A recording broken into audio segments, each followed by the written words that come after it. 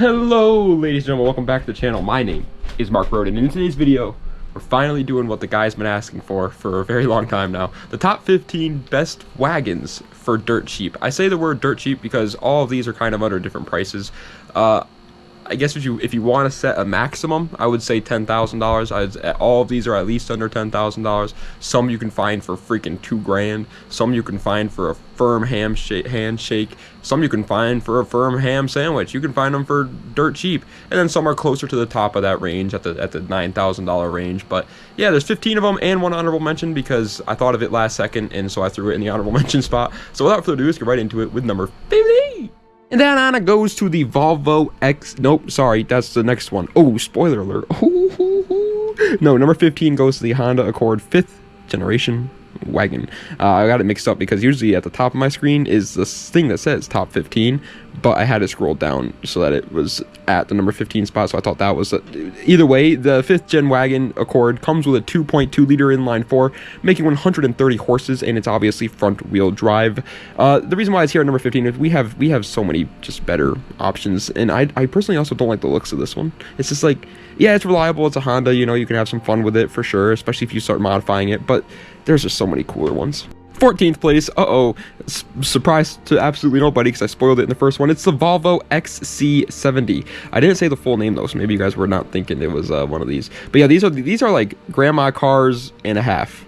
They really are. They're just such grandma mobiles, but they're good grandma mobiles, man. There's a reason why grandmas are driving these things, because they last. The cars come with a 3.2 liter inline 6 making 235 horsepower, and it's rear wheel drive or all wheel drive. More commonly all wheel drive. You're gonna most likely find the all wheel drive versions. 235 horsepower in a straight 6 from Volvo. Partner, you are having a good old time. Okay, if you want to modify this thing, it might not handle power as well as some other options on this list, but it will get the job done. It's going to keep you safe too. It's a Volvo. You crash this thing into a tree at 500 miles an hour, and the tree's going to be like, sorry about that. Didn't mean, and I got to go to the hospital. 13th place is going to the Audi A6 C6 wagon. Audi is just the king of wagons, so of course there was going to be at least one Audi on this video, and this is the one. I actually think there's even one more. Yeah, there's one more. Look at that. We're crazy today. But yeah, the A6 C6, my dad has one of these things sitting in our driveway. He's had it sitting there for 7 years now because it doesn't run anymore, but they come with a 2 liter turbocharged inline 4 making 170 horsepower, and it's all wheel drive. These things are pretty big boys, obviously. I mean, let me make that very clear. This whole list, every single one of these cars are pretty big, heavy cars, unless said otherwise, because they're wagons. But like I said, Audi's the king of wagons, man. Don't sleep on them. 12th place is going to the Subaru Legacy 2nd generation wagon. I don't know like the chassis codes for Subaru Legacy, so I always just have to say the generations of them, and they always also confuse the ever-loving poop sack out of me, man. I can never remember which one is which. The 2nd gen wagon, however, I do have a faint remembrance of what it is. The car comes with a 2.5 liter flat 4 making 165 horsepower, and it's all wheel drive. It's the same motor they put in the Foresters. It's the same motor they put in the Imprezas at the time.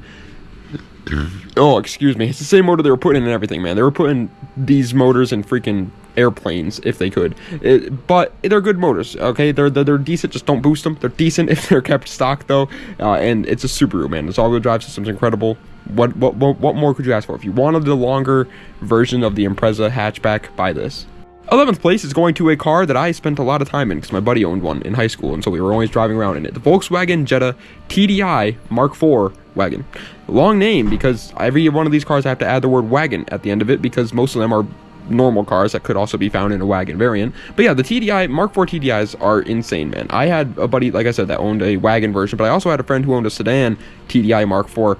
Dude, the thing just did not die. It had 300,000 miles and did not die. It comes with a 1.9 liter TD, which stands for turbo diesel, inline 4, making 90 horsepower going to the front wheels. Obviously, the horsepower numbers are not great here. They're not race cars, TDIs. They just aren't. But they are reliable machines. The rust will kill these before the engine blows up. Coming in at 10th place, however, is going to the first BMW of this list. It's not a Mark Roden list without at least one BMW partner. It's the BMW 540i E39 wagon. I like them. Who doesn't like them? And the thing is, with the 540i E39s, they're already heavy, so it doesn't really matter if you add a little bit extra weight on it for the wagon variant, because it's pretty much the same thing. They're already heavy cars. Car comes with a 4.4 liter V8, making 286 horsepower going to the rear wheels. That's an insane combination that almost everybody and their mother could love. How could anybody not like that? Pretty much 300 horsepower, rear wheel drive, BMW wagon. That's just amazing. That's absolutely amazing. Is the reliability going to be questionable? Sure, but honestly, the V8 E39s are pretty decent. Ninth place, however, is going to a bit of an oddball. This boy, I bet you guys didn't see this boy coming anywhere. It is the Dodge Caliber SRT4. Dodge, I don't even know if you would classify this as a wagon, so take this one with a grain of salt. But Dodge makes some wild cars, some ridiculously weird over-the-top cars. It makes absolutely no sense. This thing comes with a 2.3 liter turbocharged inline-4, making 230 horsepower going to the front wheels. These things are pretty much just a Dodge Neon SRT4 in a bigger body, or more closely resembles a PT Cruiser GT, which is crazy to say. But yeah, the PT Cruiser GT, SRT4 Neons, and SRT4 Calibers are pretty much all the exact same car. So if you like the Neon SRT4, you'll like this. Eighth place is going to the Mitsubishi Galant wagon. Galants in general are just so freaking slept on, dude. These things might as well be called a Tempur-Pedic. Everybody sleeps on the Mitsubishi Galants, but the wagon versions of them, even more slept on. I know you might be thinking, oh, don't you mean the Mitsubishi Magnum? No, the Galant wagon is apparently a different thing than the Magnum. The Magnum is not going to be found under 10K in America. However, you can find a Galant wagon for under 10K. I know it's weird, but yeah. These things come with a 3 liter V6, making 195 horsepower in its front wheel drive.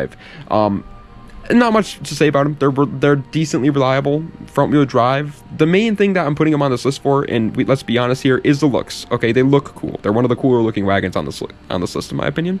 Seventh place is a car that I completely forgot existed, and I have to include him in more of my videos now that I remembered. The Volkswagen Passat. I don't think I've ever had a Volkswagen Passat in any one of my videos, and that's a crime because they're really, really good cars. But the Volkswagen Passat 6th generation, obviously, wagon variant as well. There's a ton of generations of the Passat, but the 6th gen is what we're going with today, partner. It kind of looks like the Mark V GTIs, but a lot better. They come with a 2 liter turbo inline-4, making 200 horsepower in its front wheel drive. I'm pretty sure that's the same motor that was in the Mark V GTIs as well, so it might just be a Mark V GTI, but longer. It might just be one of those bad boys. You take them, stretch them, Mark V GTI, now it's a Passat. It might just be what's happening here. But yeah, no, they're a Volkswagen. I mean, I know that European cars in general, or not in general, but on average, are more unreliable than American and Japanese, but not when it comes to Volkswagen. Sixth place, however, might be pretty questionable in terms of the reliability standards, because it's the Audi A4 Avant B5.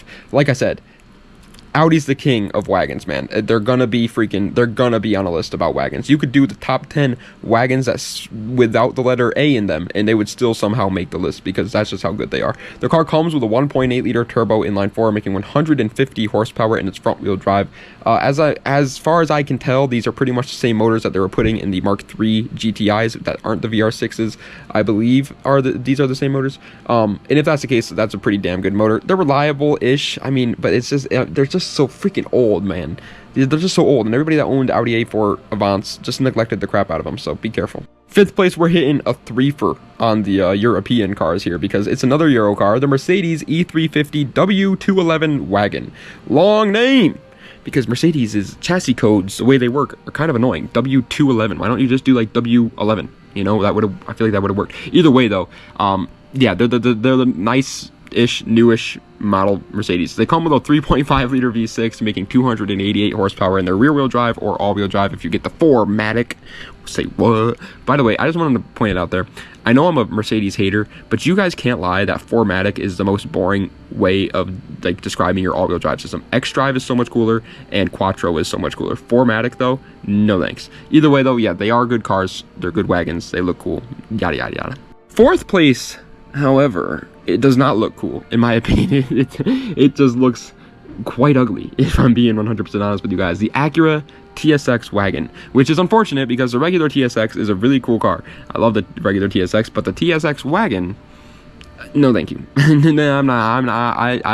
think these things look a little bit wonky. It looks like something that a 12-year-old would draw. Either way, they come with a 3.5 liter V6, making 280 horsepower in their front wheel drive.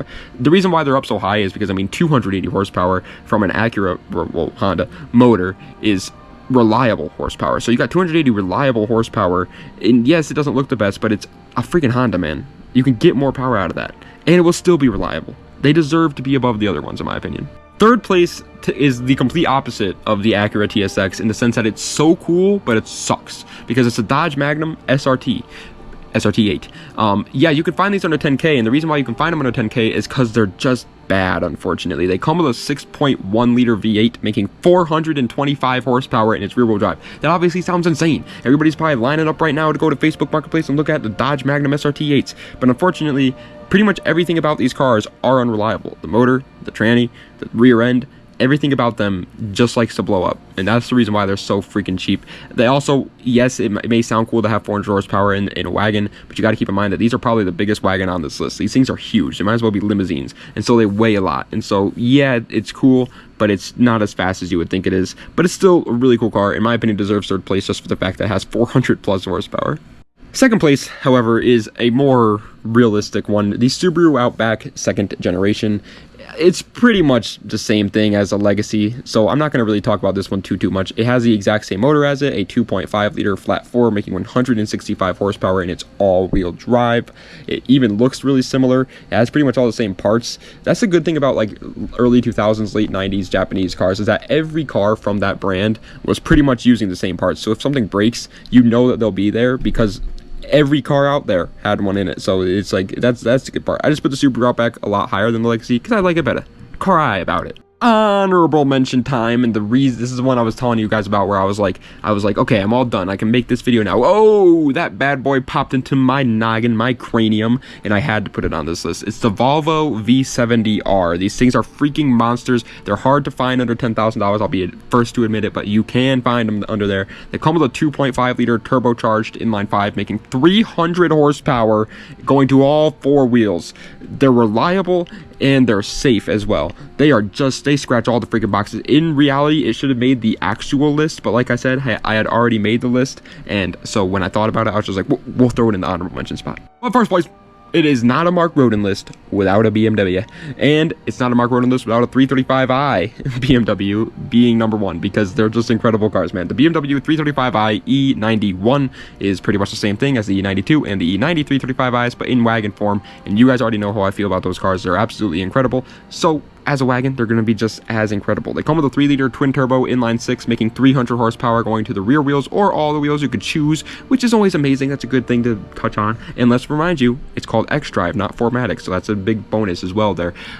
And on top of that, it's the N54. The N54 on one hand is unreliable, but on the other hand, it's good for making power. It kind of really depends. I mean, I'm a car guy, so that's why I put the 335i at number one. But if you're somebody looking for something that's more reliable rather than fun, then maybe the 335i is not the best option for you. It really just depends on what you're looking for. But ladies and gentlemen, that is the end of today's video of the top 15 best wagons for less than $10,000. I hope you guys enjoyed. If you did, please be sure to like, comment, and subscribe to the channel for more content just like this. How did my computer just get a text message?